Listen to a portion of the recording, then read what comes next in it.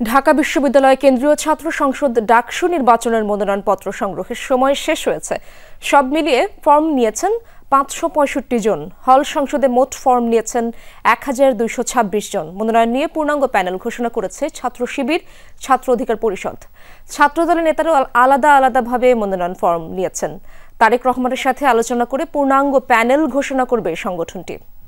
কিন্তু বাথরুম যাতা ওডোনিল নাই। আজই ওডোনিল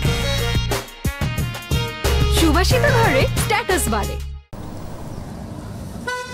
সবশেষ ২০১৯ সালে হয়েছিল ডাকসু নির্বাচন। ৬ বছর পর আবারও ক্যাম্পাসে ভোটের আমেজ। মনোনয়নপত্র সংগ্রহের শেষ দিনে তোড়জোড় বিশ্ববিদ্যালয়ের নওয়াব আলী চৌধুরী সিনেট ভবনের ৩য় তলায়।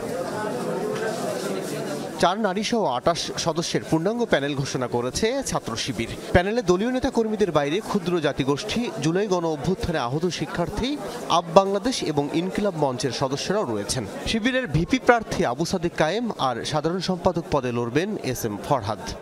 আমরা প্রত্যাশা রাখি এই ছাত্র সংসদ নির্বাচনের মাধ্যমে আগামীর বাংলাদেশের নেতৃত্ব তৈরি হবে এবং সেই নেতৃত্বে যারা বিজয় হবে আমরা তাদেরকে ওয়েলকাম জানাবো। আমরা বিশ্বাস করি আমাদের যে প্যানেল, সে প্যানেলে সকল মতের, সকল চিন্তার, সকল ক্যাটাগরির সকল কিছু রিপ্রেজেন্টেশন হবে এবং সকল ধরনের ক্যাপাসিটির প্রতিনিধিত্বশীল একটি প্যানেল হবে বলে বিশ্বাস করছি। জুলাই আন্দোলনের সক্রিয় এনসিপি নেতা মাহিন সরকার ও জামাল উদ্দিনের নেতৃত্বে ডিউ ফার্স্ট নামের প্যানেলও ঘোষণা করা হয়েছে। বিগত সময়ের চাইতে আমাদের কাছে মনে হচ্ছে যে এখন লেভেল প্লেইং ফিল্ড বিদ্যমান রয়েছে এবং ভবিষ্যতেও এটি থাকবে। ডাকসুর গেলবারের ভিপি নুরুল হক নূরের দলের শিক্ষার্থী সংগঠন ছাত্র অধিকার পরিষদের প্যানেলের নাম ডাকসুর for change, vote for change, যাতে ভিপি পদে লড়বেন বিনিয়ামিন মোল্লা, জিএস পদে সাবিনা ইয়াসমিন। আমরা মনে করি সবাই এই বিশ্ববিদ্যালয়ের প্রাণ শক্তি, ডাইভার্সিফিকেশন অফ বিউটি, আমরা সবাইকে সাথে নিয়েই ধারণ করি আসলে এগোবো, সেটা আমাদের কমিটমেন্ট। বাংলাদেশ গণতান্ত্রিক ছাত্র সংসদ বৈষম্য বিরোধী শিক্ষার্থী সংসদ নামে প্যানেল ঘোষণা করেছে, তবে প্রার্থী কারা কারা থাকছেন তা স্পষ্ট করেননি। এছাড়াও স্বতন্ত্র পদেও অনেকেই মনোনয়ন ফরম তুলেছেন। ভোট চুরির বিষয়টা আশা করি এই ডাকসুতে আর কি হবে না। আমরা এখানে একটি গণতান্ত্রিক প্রক্রিয়ায় আসার চেষ্টা করবো আর কি।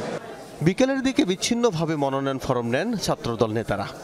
বাংলাদেশ জাতীয়তাবাদী ছাত্র দলের কেন্দ্রীয় নেতৃবৃন্দ এবং বাংলাদেশ জাতীয়তাবাদী ছাত্র দলের সাংগঠনিক অভিভাবক জনাব তারেক রহমানের নির্দেশেই খুব দ্রুতই হয়তো আপনারা সে প্যানেল দেখতে পারবেন।